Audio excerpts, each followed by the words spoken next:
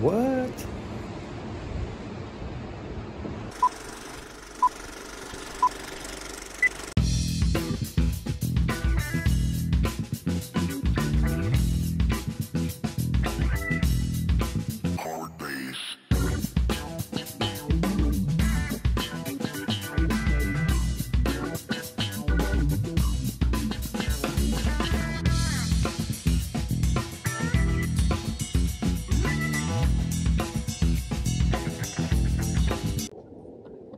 Well, the last week and a half hasn't been so good for the surf. A couple Thursdays ago, we had a couple of big blown out days, and then we were supposed to have that cleanup day Saturday morning, and we basically got skunked on that. I did hear of a couple people going out, so if anybody scored something, hey, more power to you.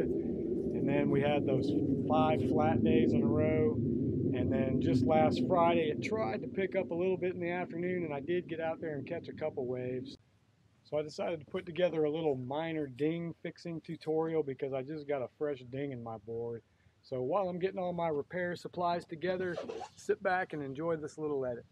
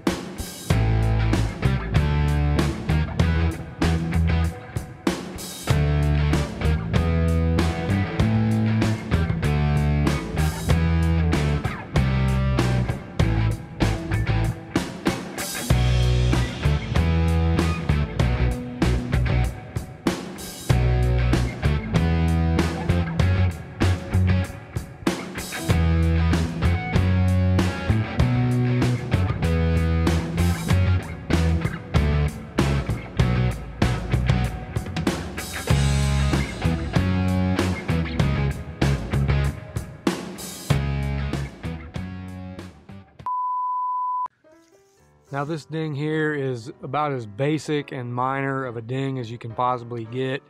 It's really just, it's not much more than a scratch, but it does go all the way through the fiberglass, and water can get in there, and the worst thing you can do for a surfboard is to get water inside of it. So I do want to seal that back up and make it waterproof again. So the really boneheaded thing about this ding is that it didn't even happen in the water. It happened when I got home from that longboard session Friday evening, and as I was taking the board out of the bike rack, swinging it up and over to take it over to hose it off, the board hit the corner of the gutter up on the roof.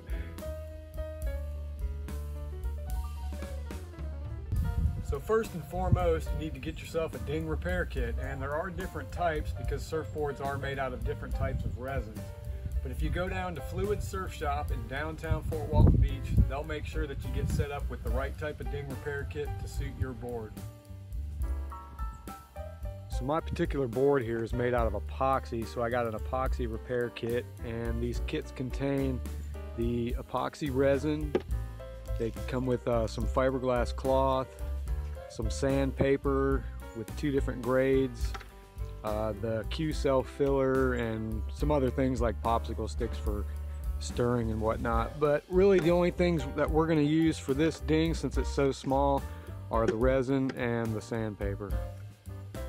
So the next thing you want to do is to clean it up, you know, make sure there's no wax around the area, because you don't want to get any wax underneath the resin, because it'll be permanently under there unless you sand it back off. So I take a wax comb and get the majority of the wax off, and then I'll either take a lighter like this and kind of heat up the area around there, and then take a paper towel, and you might have to do it a couple times.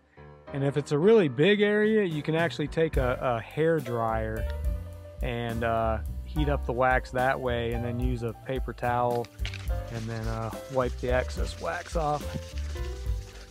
So now it's all nice and free of any wax. Then you're going to take your piece of sandpaper. One side is rougher than the other. I think it's about a 120 grit, and all you're going to want to do is just sort of rough up the area around the ding.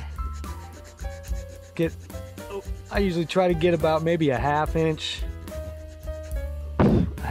or so past the ding in all directions. And the reason why you're doing this is give the new resin a good area to adhere to. So now we're going to take our bottle of this SunCure Ultra Clear Epoxy UV resin, and it cures in minutes when exposed to the sun. So you definitely want to do this in the shade, because if you try to do it in the sun, it's going to start to get all gummy on you like right away. So definitely do this in the shade. I'd say the main advantage of this SunCure version is there's no catalyst to mix in. The sun actually acts as the catalyst. So that translates to it's quicker and less mess to clean up. So I put a little blob on there like that. And then I got these little foam paint brushes that you can get a bag of like 8 of them at Dollar Tree for $1. And then you just kind of smooth it out. And if this ding was bigger, I would probably cut a little piece of the fiberglass cloth off and put it over there, but it's so small that I'm not even going to do that. And you might have to put another little dab on there. The idea is you just want to get a nice smooth surface on there. In my opinion, that looks pretty good.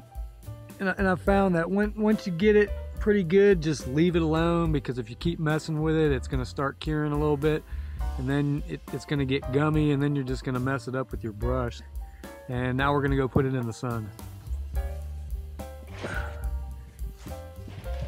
Now I found that in the summertime, when it's like 90 something degrees outside, in 5 minutes this thing is done. But now when the temperatures are a little bit cooler, it takes a little bit longer. So I'm probably just going to leave it here for probably an hour.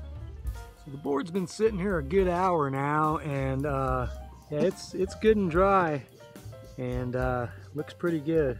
Now, if this were a ding where you had to use some fiberglass cloth, you would definitely have to sand it back down again and apply another thin layer of resin. But for this particular ding, technically this board is done and ready to go back in the water.